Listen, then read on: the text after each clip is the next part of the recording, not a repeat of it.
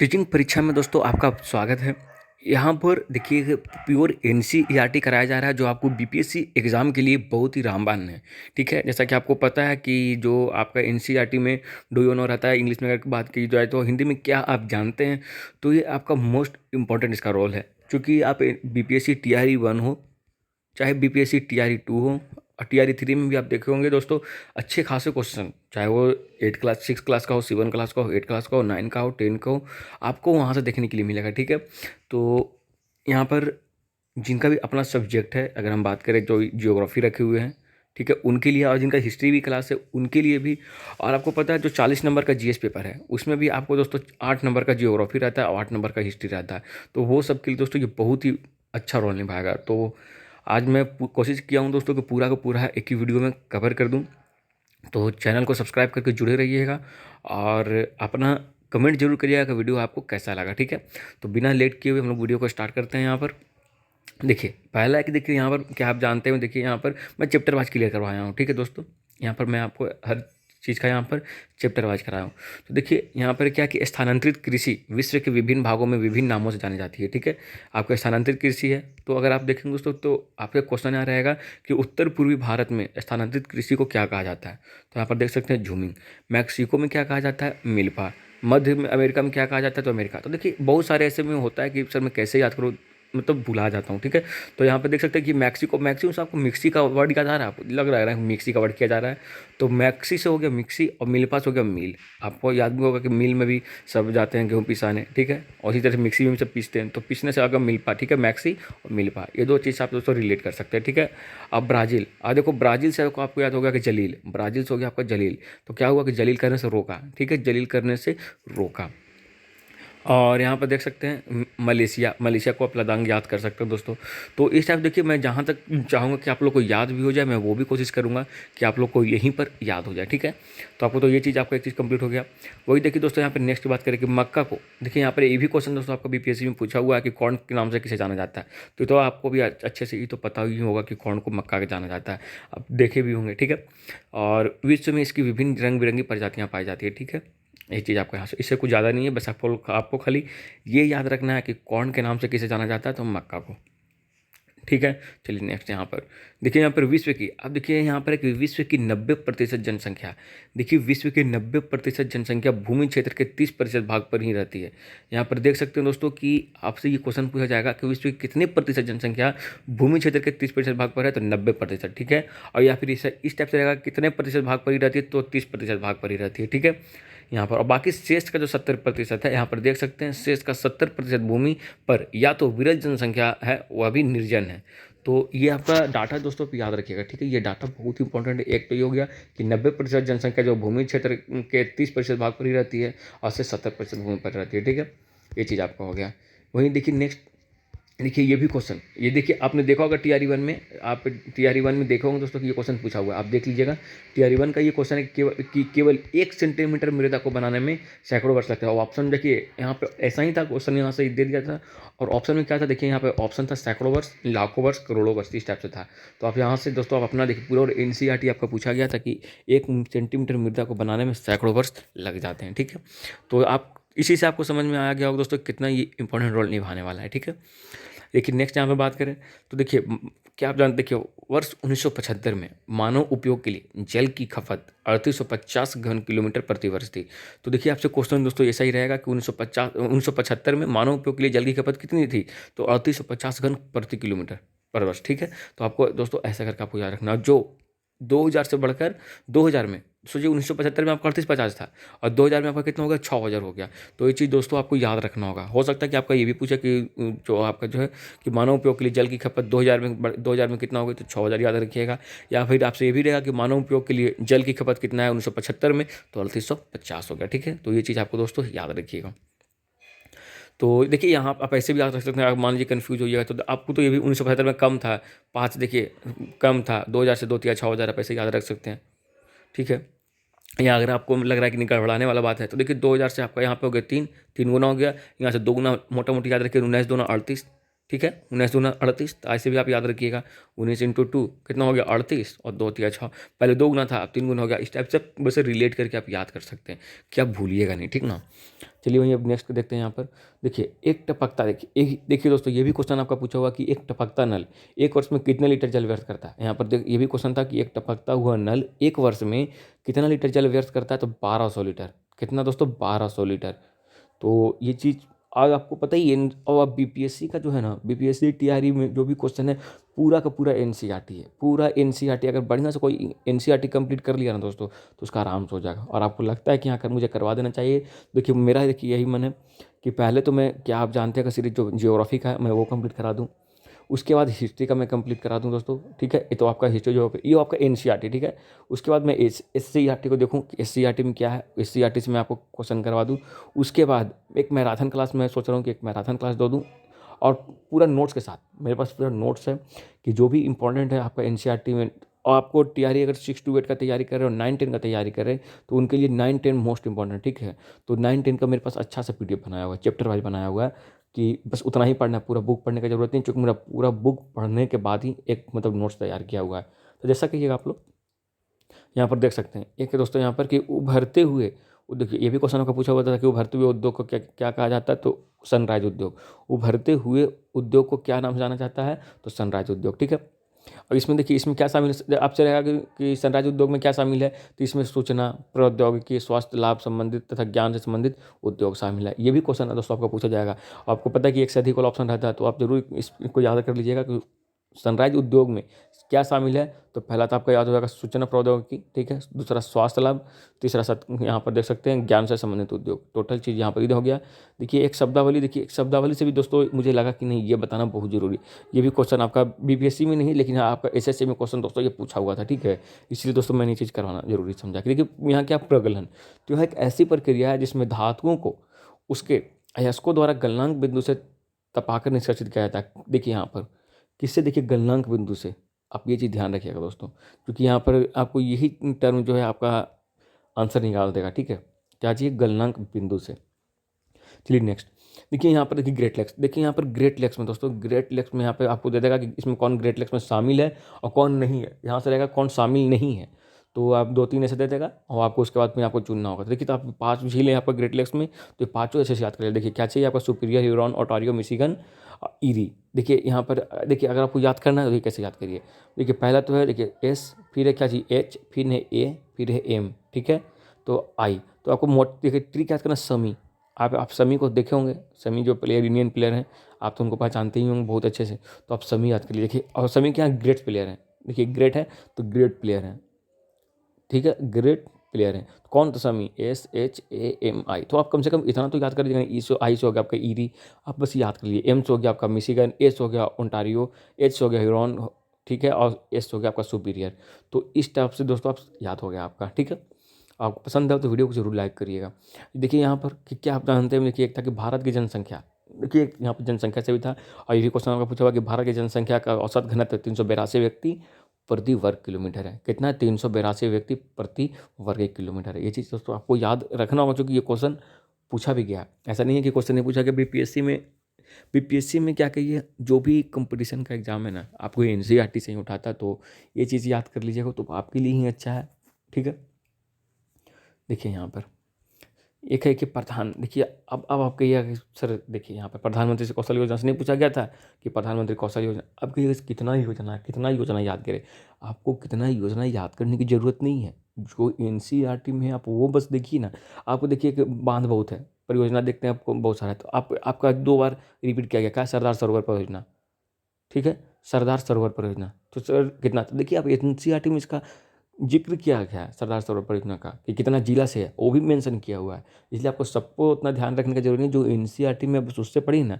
अब देखिए सरदार सरोवर परियोजना क्या है कि ए है, DR है, ठीक है, GH, ठीक है। आप ऐसे याद कर लीजिए। ये आपका देखिए सरदार सरोवर परियोजना ये हो गया आपका। यहाँ पर देखिए प्रधानमंत्री कौशल विकास योजना का, सॉरी देखिए सरदार सरोवर परियोजना का गुजरात, महाराष्ट्र, कुछ मैं और ट्रिक बता रहा था उसका, उसको बाद में मैं अगला वीडियो में आपको कर दूंगा, ठीक है। कि वो ये अरावली का था कि DR जो है ना, जी ये अरावली का था। दिल्ली, राजस्थान, गुजरात, हरियाणा, ये आपका अरावली का था। और सरदार सरोवर परियोजना का था जी Gujarat, Maharashtra, Madhya Pradesh, Rajasthan. Good morning mister नहीं बोलता है, गुड मॉर्निंग मिस्टर। तो इस टाइप से था आपका, ठीक है। अब वहीं देखिए कि प्रधानमंत्री कौशल विकास योजना ये कब आपका चालू किया गया? देखिए प्रधानमंत्री कौशल विकास योजना 2015 में। और दोस्तों देखिए ये ट्रिक में सरदार सर जो आपको मैं बताया सरदार सरोवर परियोजना का कि गुड मॉर्निंग मिस्टर, या फिर अरावली का विस्तार बताया आपको कि DRGH, ठीक है। तो ए का डॉक्टर GH है, मतलब जिस टाइप से। तो मैं सब कुछ एक इसी चीज़ के लिए मैं आपको दिखाऊंगा कि मैं कैसे एक एक ट्रिक करके जो आपको मन में आपका दिमाग में आराम से बैठ जाएगा, क्या भुलाइएगा नहीं, ठीक है। अगर आपसे सरदार सरोवर पूछे तो आप डायरेक्ट याद करिए सरदार क्या बोलता है, गुड मॉर्निंग मिस्टर, ठीक है, गुड मॉर्निंग मिस्टर। तो आपको याद नहीं हो गया गुजरात, महाराष्ट्र, मध्य प्रदेश, राजस्थान। तो इस टाइप से दोस्तों आपको याद करना है, ठीक है। अब प्रधानमंत्री कौशल योजना विकास योजना देखिए 2015 में, ठीक है। क्या इसमें देखिए इसमें क्या है दोस्तों कि 1 करोड़ भारतीय युवाओं को क्या चाहिए, 1 करोड़ भारतीय युवाओं को 2016 से 2020 तक प्रशिक्षित करने के उद्देश्य से शुरू किया गया था, ठीक है। इस योजना का उद्देश्य संभाव्य और मौजूदा रोजगार अर्जक को गुणवत्ता प्रशिक्षण प्रदान करके रोजगार योग्य कौशल की योग्यता को प्रोत्साहित करना है। तो दोस्तों आपको देखिए मोटा यही याद रखना है कि प्रधानमंत्री कौशल विकास योजना 2015 में, ठीक है, 2015 में आपको याद कर लेना है अच्छे से। तो देखिए दोस्तों अगर आपको और भी ऐसा ट्रिक चाहिए ना तो आप कमेंट करके बताइएगा, मैं उस सारे चीज़ को आपका देखिए बहुत सारे में दिक्कत होता है। हिस्ट्री में बात करें तो एक मुजफ्फरपुर हत्याकांड में कौन गए, कि फिर आपका काकोरी कांड में दोस्तों कौन शामिल है, अलीपुर षड्यंत्र कांड में कौन सा, तो देखिए इस टाइप से है ना, सौंदर्य हत्याकांड में कौन है, ठीक है। तो टोटल का ट्रिक आपका नाम याद आ जाएगा कि अच्छा ये चीज़ है। तो चूंकि आपको पता है कि दोस्तों एक नाम से आपको ये होने वाला नहीं है, आपको एक से अधिक ऑप्शन देखने के लिए मिलता है वहाँ पर। तो आपको इस टाइप से सब कुछ करवा दूंगा कि आपको जहाँ से आपका याद आएगा कि अच्छा मुजफ्फरपुर हत्याकांड, अच्छा ये चीज़ होना चाहिए, तो आपका आराम से उसका आंसर निकाल पाइएगा, ठीक ना। देखिए नेक्स्ट देखो आपको यहाँ कि भारतीय संघ राज्य का सबसे दक्षिणी बिंदु, भारतीय राज्य संघ का सबसे दक्षिणी बिंदु कौन है दोस्तों, तो इंदिरा बिंदु, ठीक है, कौन है, इंदिरा बिंदु। और जो 2004 में सुनामी लहरों के कारण समुद्र में जलमग्न हो गया, ठीक है। आपसे दोस्तों देखिए क्वेश्चन ये रहेगा कि जो इंदिरा बिंदु है वो समुद्र में कब जलमग्न हो गया, तो आपको ईयर याद रखना दोस्तों कितना, 2004, ठीक है, 2004। बहुत इंपॉर्टेंट दोस्तों, इंदिरा बिंदु जो है ना बहुत इंपॉर्टेंट है। देखिए यहाँ पर और ये भी आपको पता देखिए इंदिरा बिंदु के बारे में दोस्तों इसका में भी TRE में क्वेश्चन पूछा हुआ है, ठीक है। TRE में मैं देखिए आप अगर कहिएगा तो जब मैं हिस्ट्री कराऊंगा ना तो हिस्ट्री में PYQ क्वेश्चन के साथ मैं आपको करवाऊंगा, अगर आप लोग चाहते हैं तब, नहीं तो जोर जबरदस्ती की बात नहीं है, ठीक है। अब देखिए ये भी क्वेश्चन हमको पूछा गया था कि 1869 में स्वेज नहर के खुलने से भारत और यूरोप के बीच कितनी कितनी मीटर की दूरी कम हो गई, तो 7,000 किलोमीटर की, ठीक है, 7,000 किलोमीटर की दूरी जो कम हो गई। अब देखिए क्वेश्चन आपसे ये ऐसा रह जाएगा कि 1869 में स्वेज नहर के खुलने से, स्वेज नहर को कब खोला गया दोस्तों यहाँ पर, तो 1869 में, आपको ये याद रखना है, ठीक ना। स्वेज नहर को कब खोला गया, 1869 में। और किसके किसके बीच की दूरी कमी है, तो भारत और यूरोप के, ठीक है, भारत एंड यूरोप के, ठीक ना, ठीक है। अब देखिए यहाँ पर एक 1947 से पूर्व, देखिए क्वेश्चन एक पर ये भी था कि 1947 से पूर्व भारत में कितने प्रकार के प्रांत थे, ठीक है। 1947 से पूर्व भारत में 2 प्रकार के प्रांत राज्य थे, ठीक है। कितने प्रकार के राज्य थे, 2 प्रकार के, कौन कौन, प्रांत और रियासत। बाकी इसमें इसके अलावा कोई मतलब कोई जरूरी यहाँ पर नहीं है, ठीक है। बस आपको याद ये रखना है कि 1947 से पहले भारत में कितने प्रकार के राज्य थे, तो 2 प्रकार के, कौन कौन, प्रांत, प्रांत एंड रियासत, ठीक है, प्रांत एंड रियासत, ये चीज़ आपको याद रखना है। देखिए यहाँ पर एक ब्रह्मपुत्र नदी में स्थित, देखिए अब बताइए कि ये क्वेश्चन नहीं पूछा गया, ये तो ये क्वेश्चन आपका TRE 1 में क्वेश्चन नहीं था, TRE 1 या TRE 2 में, कि ब्रह्मपुत्र नदी में क्वेश्चन ये नहीं था, ये था कि विश्व का सबसे बड़ा नदी द्वीप कौन सा है, तो माजुली। क्वेश्चन ये था कि विश्व का सबसे बड़ा नदी द्वीप कौन सा है, माजुली। और देखिए ये भी कहता है कि ब्रह्मपुत्र नदी में स्थित कौन सा था, ये 2 बार क्वेश्चन आपका रिपीट किया गया, ठीक है, माजुली के बारे में, जहाँ लोगों का निवास है। अब यहाँ पर दोआब, दोआब का अर्थ है 2 नदियों के बीच का भाग, दोआब का अर्थ क्या है, दोआब, दोआब का अर्थ क्या है, 2 नदियों के बीच का भाग, क्या चाहिए, दोआब। और आपको पता है दोआब जो है, देखिए अब जैसे देखिए दोआब के बारे में आपको उस तरीके से आपको तो पंजाब, ठीक है। अब पंजाब भी 2 शब्दों से बना हुआ है, देख सकते हैं यहाँ पे पंजाब भी 2 शब्दों से बना हुआ है, कौन, पंज का अर्थ है 5 और आपका अर्थ है पानी, यहाँ पर आप देख सकते हैं। अब देखिए ये आपका चिल्का झील के बारे में आप देखे भी होंगे, बहुत बार एग्जाम में आपका चिल्का झील से पूछा गया, तो अब क्यों पूछा गया ऐसा नहीं पता है आपको, क्योंकि NCERT में इसका जिक्र किया हुआ है, ठीक है। और देखिए एक यहाँ पर अगर आप TRE 1 हो, चाहे TRE 2 हो या TRE 3 हो, अगर आप 6 to 8 और 9 10 का तैयारी कर रहे हैं, तो मैं आपको एक बात क्लियर बोल दूँ कि वर्ल्ड जियोग्राफी, वर्ल्ड जियोग्राफी पर उतना ध्यान मत दीजिए, लेकिन उतना ध्यान मत दीजिए, क्योंकि वर्ल्ड जियोग्राफी से दोस्तों क्वेश्चन कम रहता है, ठीक है। अगर 40 क्वेश्चन आपका जियोग्राफी में है ना, तो 40 से 3 से 4 क्वेश्चन आपका जियोग्राफी का, मैक्सिमम 5 मान के चलिए, ठीक है। मैक्सिमम 5 मान के चलिए आपका वर्ल्ड जियोग्राफी से। बाकी आपका 9-10 अगर आप पढ़ लेते हैं बढ़िया से आपका आराम से कम 30 प्लस लेकर के आ जाइएगा। आपको पता है दोस्तों कि अगर हिस्ट्री में आपका 30, जियोग्राफी में अगर आपका 30, और जो आपका जो जीएस पेपर है उसमें अगर 25 प्लस भी ले आते हैं, तो आपको 85 में आराम से आपका रिजल्ट हो जाएगा, ठीक है। तो आप जीएस की बात करें दोस्तों, तो देखिए जीएस की भी तैयारी करने के लिए मैं आपको रणनीति बताऊंगा कैसे करना है।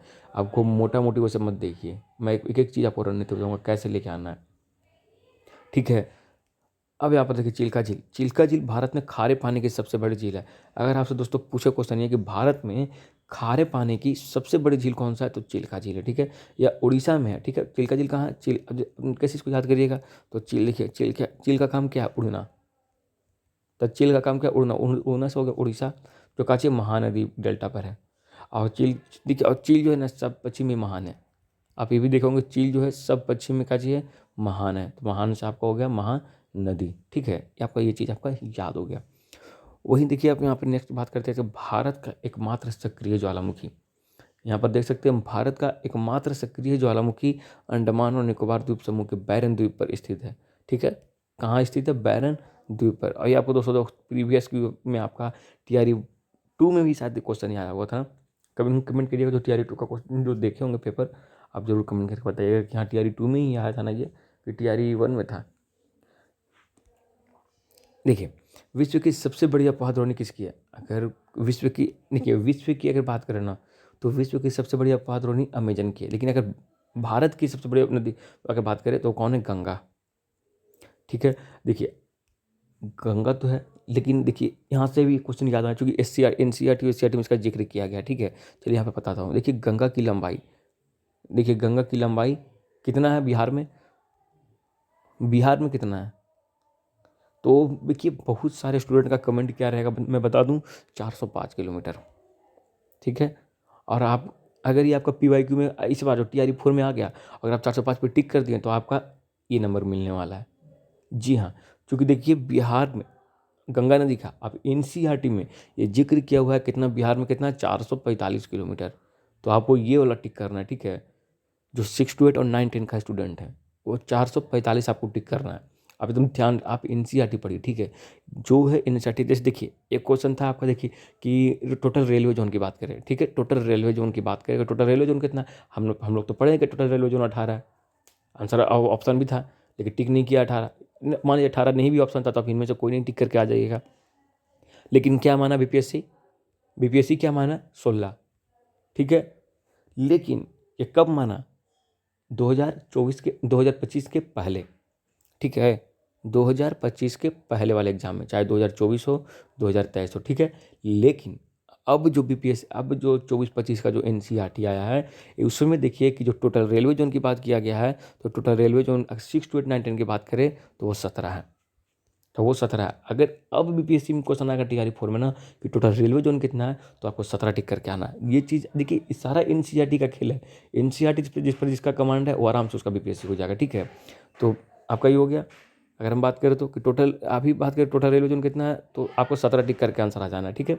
लेकिन 6 to 8 और 9, 10 वाले के अगर 11-12 पूछे तो सर, अगर 11-12 का रहे तब हम कितना टिक करेंगे, तो 11-12 वाले को आपको 16 ही टिक करना है, क्योंकि 11 के बुक में आपका 16 ही दिया हुआ है अभी भी, उसका कोई अपडेट नहीं किया। तो ये चीज़ आप याद रखिएगा। देखिए अब सिंधु जल समझौता कब हुआ, सिंधु जल समझौता का आपको दोस्तों पता है 1960 में हुआ है, ठीक है। सिंधु सिंधु जल समझौता कब हुआ, अब देखिए या तो अब सर कितना याद रखे सर, ईयर, देखिए ईयर याद करने का देखिए थोड़ा सा अगर तरीका याद करिएगा ना तो आपका आराम से हो जाएगा, ठीक है। देखिए 1 2 3 4 5 6, तो 6 से आप याद रखिए 60, तो 1960 आपका, आप ऐसे याद रख सकते हैं, ठीक ना। तो आपको ऐसे ही याद हो जाएगा। और इसका जो सिंधु जल और इस समझौते के अनुसार भारत इस नदी का कितना, संपूर्ण का केवल 20% जल को उपयोग कर सकता है। कितना भारत कितना यूज कर सकता है, तो 20%। ये चीज़ आप याद रखिएगा, क्योंकि ये आपका क्वेश्चन पूछा भी गया है कि सिंधु जल समझौता कब हुआ है, ठीक है। तो इसमें कोई बड़ी बात नहीं कि इस बार आपसे पूछ दे कि कितने प्रतिशत जल का उपयोग भारत कर सकता है, तो 20%, ठीक है। अब यहाँ पर देखिए अब क्वेश्चन देखिए, नमामि गंगे परियोजना, तो देखिए गंगे से तो आप याद रखिएगा गंगा नदी के लिए, ठीक है। ठीक है, बस आपको यही याद रखना कि नमामि गंगे परियोजना एक एकीकृत संरक्षण मिशन है। अ, कैसा है देखिए, कैसा है आपका, तो एकीकृत है, ये याद रखना आपको, ठीक ना। प्रवाह को कम करने के लिए, गंगा नदी के लिए, बस आपको इतना याद रखिए कि नमामि गंगे परियोजना एकीकृत संरक्षण है और गंगा नदी के लिए, बस इसके अलावा आपको कुछ इसमें याद नहीं करना है, ठीक है। अब यहाँ पर देखिए नेक्स्ट है आपका कि सुंदरवन डेल्टा का नाम वहाँ पाए जाने वाले सुंदरी पादप से लिया गया है। आप कमेंट करके बताइएगा कि सुंदरवन डेल्टा का निर्माण कैसे हुआ है। अगर आप जानते हैं किस नदी से, तो आप कमेंट करके दोस्तों ज़रूर बताइएगा, ठीक है। कि अब देखिए विश्व का सबसे बड़ा डेल्टा की अगर बात करें तो सुंदरवन डेल्टा है। यहाँ कौन सा जानवर पाया जाता है, रॉयल बंगाल टाइगर। कौन सा, बंगाल टाइगर, ये चीज़ आप याद रखिएगा, ठीक है। क्योंकि पीवाईक्यू में क्वेश्चन पूछा हुआ है मोस्ट, अब वेरी वेरी, इसको बात करें तो वेरी वेरी इंपॉर्टेंट है ये वाला, कि विश्व का सबसे बड़ा डेल्टा कौन सा है, सुंदरवन डेल्टा है। यहाँ किसका, कौन सा जानवर पाया जाता है, तो रॉयल बंगाल टाइगर पाया जाता है, ठीक है। और सुंदरवन का नाम किस वजह से पड़ा है, तो सुंदरी पादप से लिया गया, ठीक है। कौन से वृक्ष से, यहाँ पर देख सकते हैं सुंदरी, सुंदरी। देखिए नेक्स्ट, ब्रह्मपुत्र नदी को, ब्रह्मपुत्र को तिब्बत में क्या कहा जाता है, देखिए सांगपो। सांगपो, सांगपो का अर्थ क्या होता है, कमेंट करके जरूर बताइए, सांगपो का अर्थ क्या होता है। देखते हैं कौन कौन इसका कमेंट करता है, ठीक है।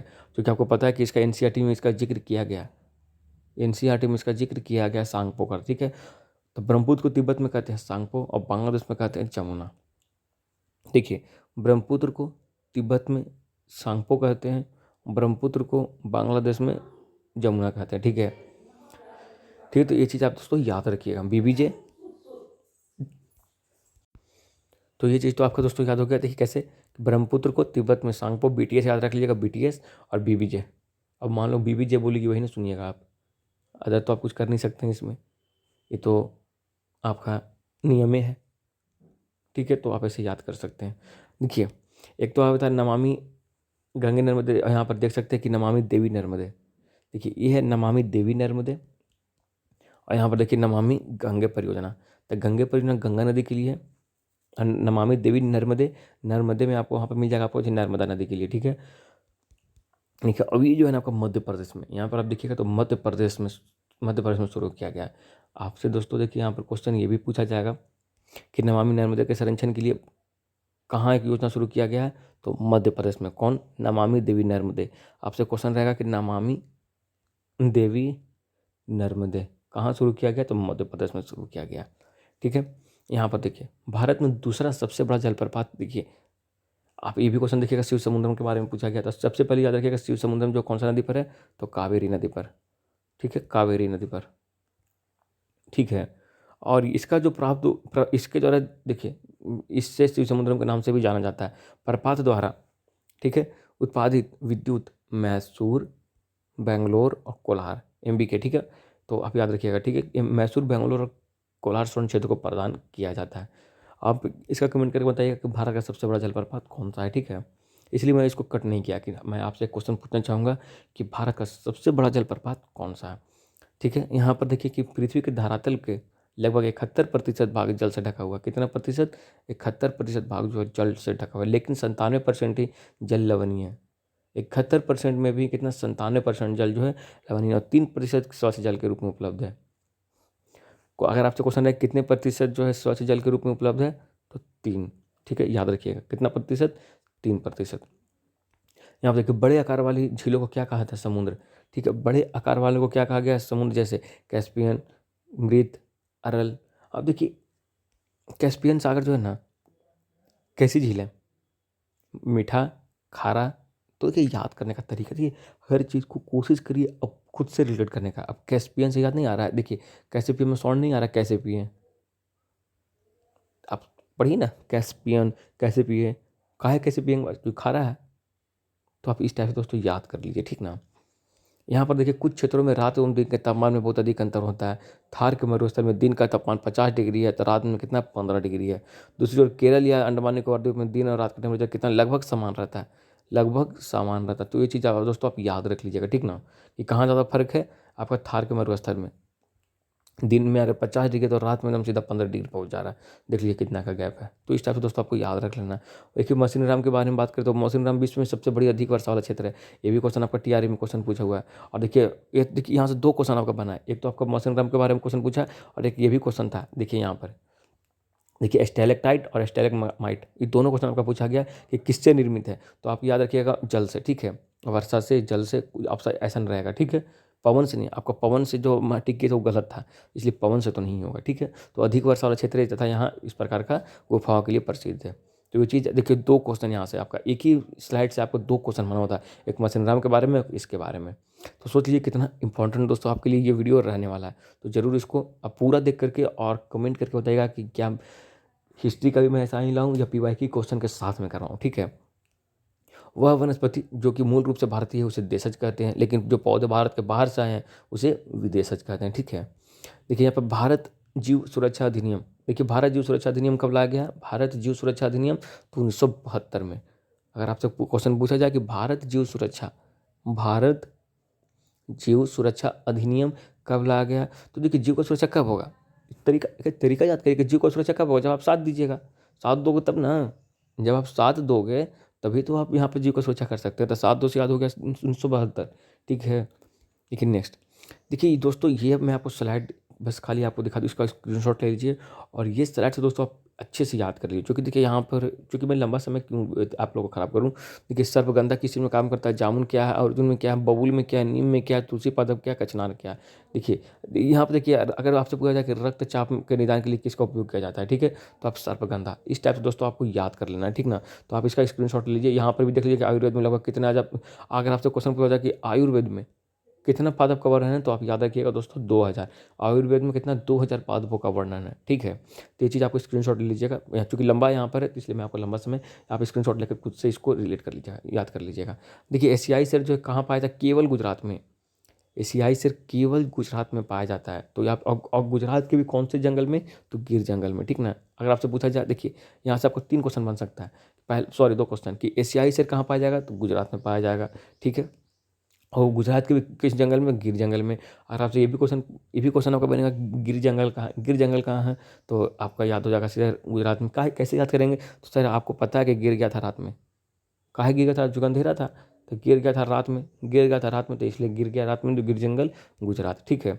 इसे प्रवासी पक्षी के बारे में दोस्तों देखिए आपका ये है कि प्रवासी पक्षी जो है, जो साइबेरियन सारस से अगर बात करें तो साइबेरियन सारस देखिए सा से साइबेरियन, सा से शीत। आप ऐसे याद रखिए कि साइबेरियन सारस कब आते हैं? शीत ऋतु में आते हैं, ठीक है। और कहाँ आते हैं दोस्तों? तो आपको कच्छ के रण में। कहाँ आते हैं? कच्छ के रण में। तो आप दोस्तों ये चीज़ आपको याद कर लीजिएगा, ठीक ना। यहाँ देखिए केवल बांग्लादेश तथा जापान की जनसंख्या घनत्व भारत से अधिक है। यहाँ पर देख सकते हैं कि बांग्लादेश और जापान की जनसंख्या भारत से अधिक है। तो देखिए आप इसको याद कर लीजिएगा। आपसे क्वेश्चन पूछा जाएगा कि भारत की जनसंख्या घनत्व सबसे अधिक किसका है? तो ऑप्शन ए में आपका रहेगा बांग्लादेश, ऑप्शन बी में आपका रहेगा जापान, सी में कुछ और भी दे दे, इनमें से एक से अधिक। तो आप बांग्लादेश और जापान आप आराम से याद रखिएगा, ठीक ना।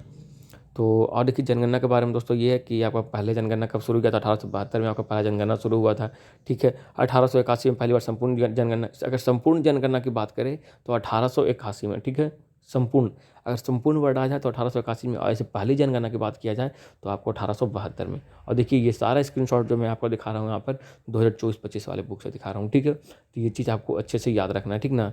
वीडियो पसंद आया हो दोस्तों लाइक कर दीजिएगा, चैनल को सब्सक्राइब कर दीजिएगा और जितना ज़्यादा से ज़्यादा इस पर शेयर कर दीजिएगा।